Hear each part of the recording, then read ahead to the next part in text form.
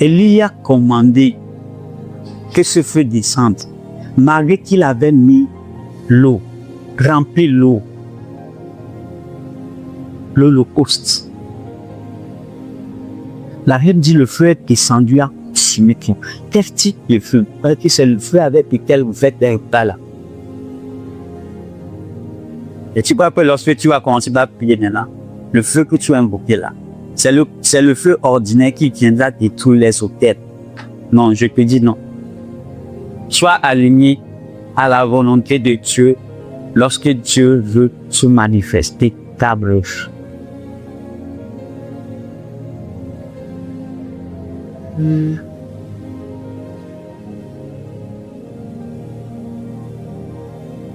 Je cherche des jeunes en ces temps de la fin qui vont dire: nous ne fléchirons pas jeunes. Parce que nous savons dire. Nous savons de quoi nous sommes capables. Le feu doit encore descendre dans notre génération. Les signes doivent encore suivre. Le feu doit embraser encore et nettoyer les enfants de Dieu pour la venue du roi et gloire.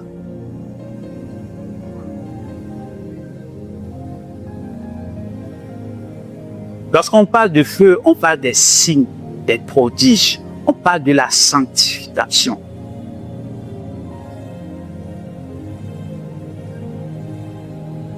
Et lorsque vous commencez par prier pour rétablir l'autel dans votre famille, ce qui commence par se passer, c'est que vous êtes tellement fusionné à la volonté de Dieu que rien ne peut vous arriver de mal. Je vous dis la vérité, rien, rien. Il a dit à Gédéon: détruis d'abord l'autel du Baal, parce que je veux faire de grandes choses avec toi. Détruis d'abord l'autel de Baal. Gédéon a détruit l'autel. Et les gens ont dit: tu es en train de détruire l'autel. Si l'autel est puissant, que l'autel même parle. L'autel n'a rien dit. Comment se fait-il que chaque fois, que ce soit Gédéon, que ce soit Élie, chaque fois qu'ils font face à cet esprit qui faisait la terreur, chaque fois qu'ils ont fait face, cet esprit n'a pas pu s'imposer?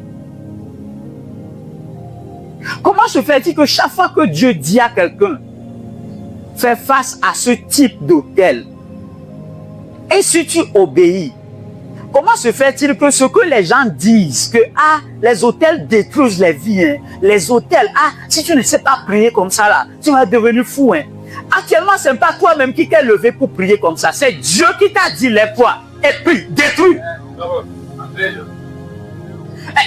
Et donc, ce qui s'est passé avec Gédéon, la même chose va se passer avec toi. Ce qui s'est passé avec Élie, la même chose va se passer avec toi. Seulement que, actuellement, nous sommes le corps de Christ. Cette bataille, tu ne vas plus le faire seul. Nous allons le faire ensemble. Nous allons le faire ensemble. Nous allons le faire ensemble.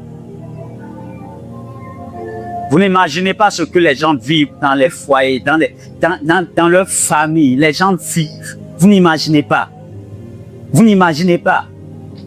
La dernière fois, j'étais avec un de mes patients, j'étais en train de le traiter. Il me dit: j'ai fait un rêve hier. J'ai dit: quel rêve tu as fait? Il dit: je t'ai vu.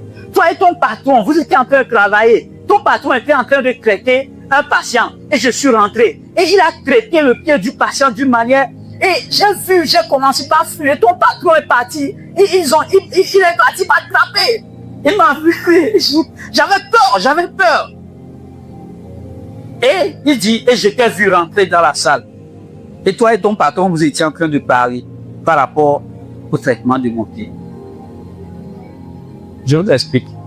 Le monsieur, il avait un accident bizarre. Il n'a que des fers dans son pied jusqu'ici. Rien que des fers. Un accident bizarre. Vous savez que c'est des démons. Et donc, on m'a demandé, quelqu'un que j'ai traité m'a demandé d'aller le traiter. Donc, lorsque je suis allé, Je l'ai fait un traitement, 1, 2, et le monsieur dort la nuit. Le monsieur commence par avoir la visitation des anges.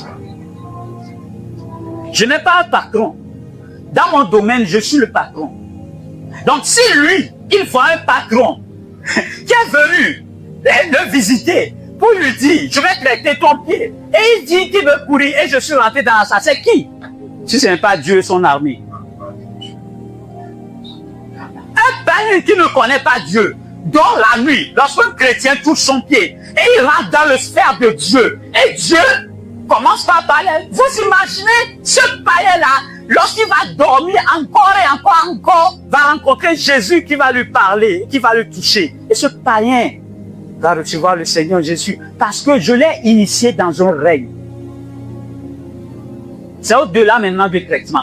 C'est pourquoi le combat dans cette fin de temps, ce n'est plus seulement les pasteurs, c'est tous les sphères, que ce soit les docteurs, que ce soit les étudiants, vous tous, l'onction doit descendre sur toi.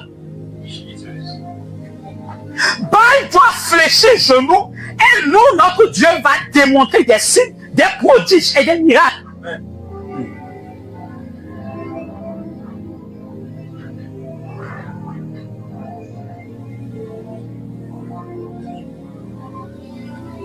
Il a commencé par voir des visions dans son rêve. La même chose que vous, c'était parmi vous, vous voyez, un païen à qui je n'ai même pas parlé de Jésus, a commencé par voir des visitations. C'est parce qu'il ne pouvait pas, c'est comme ça lui pouvait interpréter. C'est comme Nebuchadnezzar qui a commencé par voir les visions au temps de Daniel. Nous allons shifter l'atmosphère.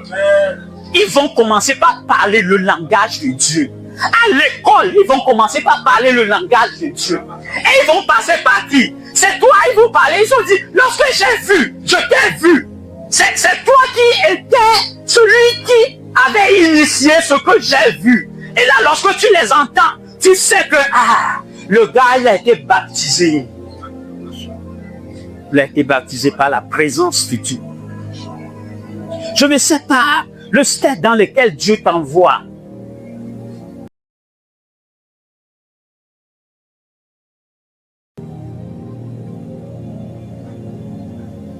Vous allez shifter des gens des ténèbres à l'admirable lieu.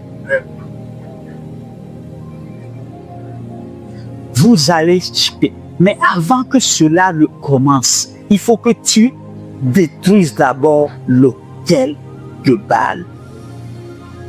Et ça demande le courage pour détruire ce autel. C'est pas tout le monde qui se lève pour détruire ce autel. Ce autel est territorial. C'est pas tout le monde qui arrive à le détruire. C'est des gens de stature qui arrivent à détruire cet autel-là. Et tu ne peux pas le faire seul. Si tu le fais seul, Jézabel va te poursuivre. Tu vas fuir ta mission sur la terre. Des gens comme Élise ont fui. Qui tu es? Qui tu es? Regardez, face à cette mission que Élisée a fait fuir, il y a 3 personnes qui sont obligées d'avoir cette onction pour continuer cette même mission. Une personne ne pouvait pas le faire. Une personne ne pouvait pas le faire. Une personne ne pouvait pas le faire.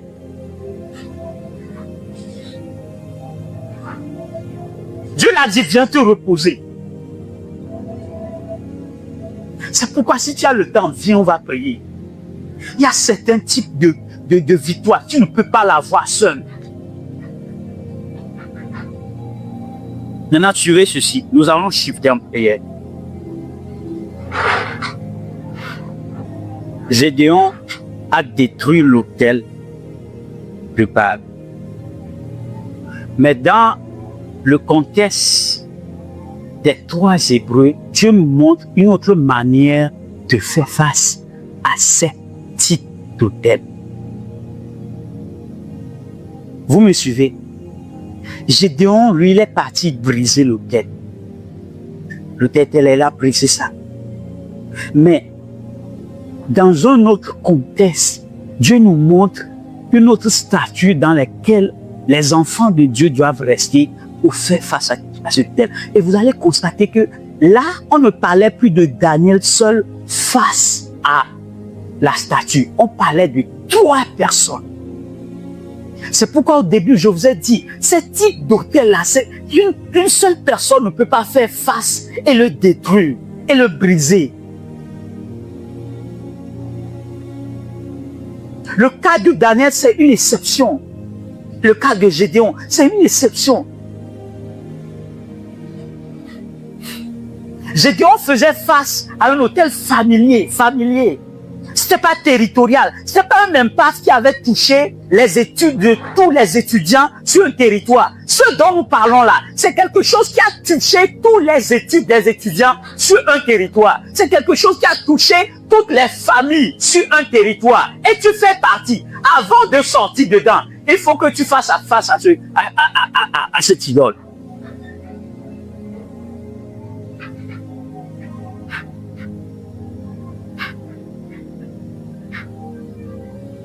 Lorsqu'on va finir de prier ce soir, tu vas voir comment serait la semaine. Tu vas voir. Parce que nous allons briser beaucoup de choses tout à l'heure. Premier élément. Comment faire face à cette guerre? Premier élément.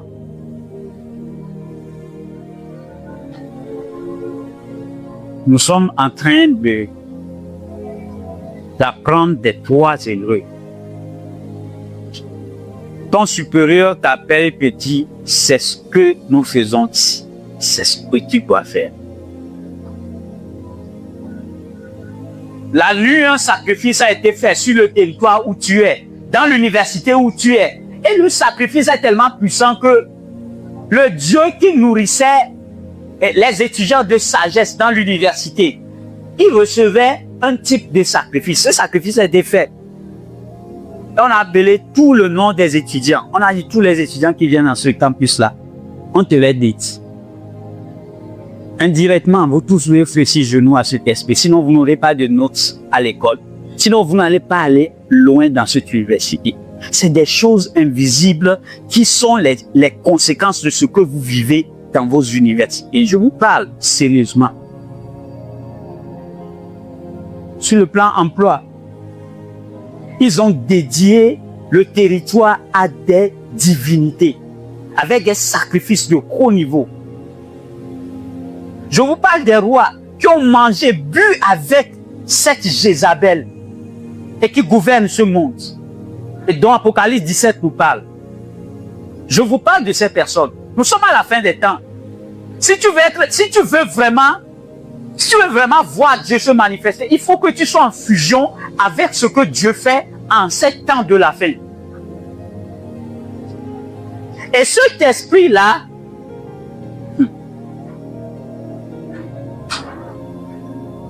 a fait des deals avec des supérieurs sur le territoire déjà.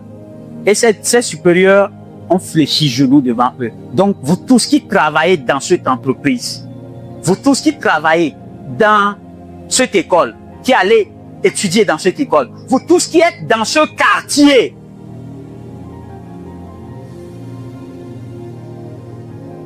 vous devez fléchir à cette nuit, à ce Dieu. Si vous ne fléchissez pas, les choses ne vont pas marcher. C'est simple. Et donc, si on dit nous n'avons pas fléchi, alors nous devons manifester le surnaturel devant eux tous. C'est pourquoi nous devons prier. C'est pourquoi nous devons prier. Si tu dis tu ne vas pas là, et si tu ne vas pas, ne s'arrête pas là, ils vont te laisser affamer jusqu'au jour où tu vas revenir, tu dis maintenant je le veux. On va dire, ah, qu'est-ce que tu disais avant? Regardez-moi ce petit là.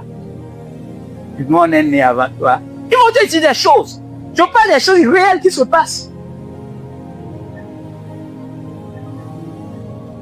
Un frère, je traitais une blanche, elle est française, et elle aidait un frère à Lomé ici. Et le frère l'a appelé un matin, le frère l'a dit, ah, comment mener dans la voiture? Il a la licence ou bien le master, quelque chose comme ça. Il a fait le dépôt dans une entreprise à Lomé ici. Il dit, on est venu le prendre. Il est parti. Il ne savait pas, parce que la voiture était totalement blindée.